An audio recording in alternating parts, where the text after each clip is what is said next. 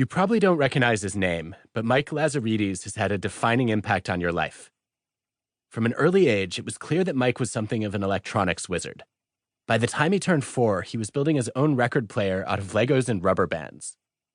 In high school, when his teachers had broken TVs, they called Mike to fix them. In his spare time, he built a computer and designed a better buzzer for high school quiz bowl teams, which ended up paying for his first year of college. Just months before finishing his electrical engineering degree, Mike did what so many great entrepreneurs of his era would do. He dropped out of college.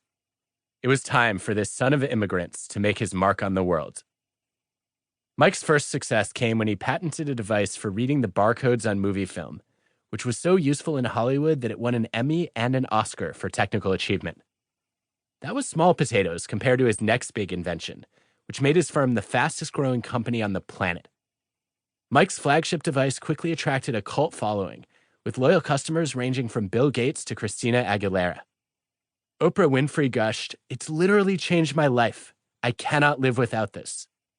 When he arrived at the White House, President Obama refused to relinquish his to the Secret Service. Mike Lazaridis dreamed up the idea for the BlackBerry as a wireless communication device for sending and receiving emails. As of the summer of 2009, it accounted for nearly half of the U.S. smartphone market. By 2014, its market share had plummeted to less than 1%. When a company takes a nosedive like that, we can never pinpoint a single cause of its downfall, so we tend to anthropomorphize it. BlackBerry failed to adapt. Yet, adapting to a changing environment isn't something a company does. It's something people do in the multitude of decisions they make every day. As the co-founder, president, and co-CEO, Mike was in charge of all the technical and product decisions on the BlackBerry. Although his thinking may have been the spark that ignited the smartphone revolution, his struggles with rethinking ended up sucking the oxygen out of his company and virtually extinguishing his invention. Where did he go wrong? Most of us take pride in our knowledge and expertise, and in staying true to our beliefs and opinions. That makes sense in a stable world, where we get rewarded for having conviction in our ideas. The problem is that we live in a rapidly changing world, where we need to spend as much time rethinking as we do thinking. Rethinking is a skill set, but it's also a mindset. We already have many of the mental tools we need. We just have to remember to get them out of the shed and remove the rust. With advances in access to information and technology, knowledge isn't just increasing. It's increasing at an increasing rate. In 2011, you consumed about 5 times as much information per day as you would have just a quarter century earlier. As of 1950, it took about 50 years for knowledge in medicine to double. By 1980, medical knowledge was doubling every 7 years, and by 2010, it was doubling in half that time. The accelerating pace of change means that we need to question our beliefs more readily than ever before. This is not an easy task. As we sit with our beliefs, they tend to become more extreme and more entrenched. I mean, I'm still struggling to accept that Pluto may not be a planet. In education, after revelations in history and revolutions in science, it often takes years for a curriculum to be updated and textbooks to be revised.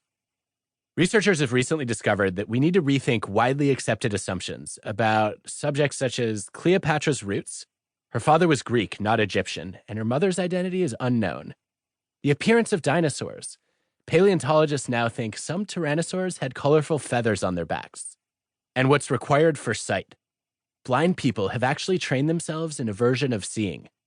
Sound waves can activate the visual cortex and create representations in the mind's eye, much like how echolocation helps bats navigate in the dark.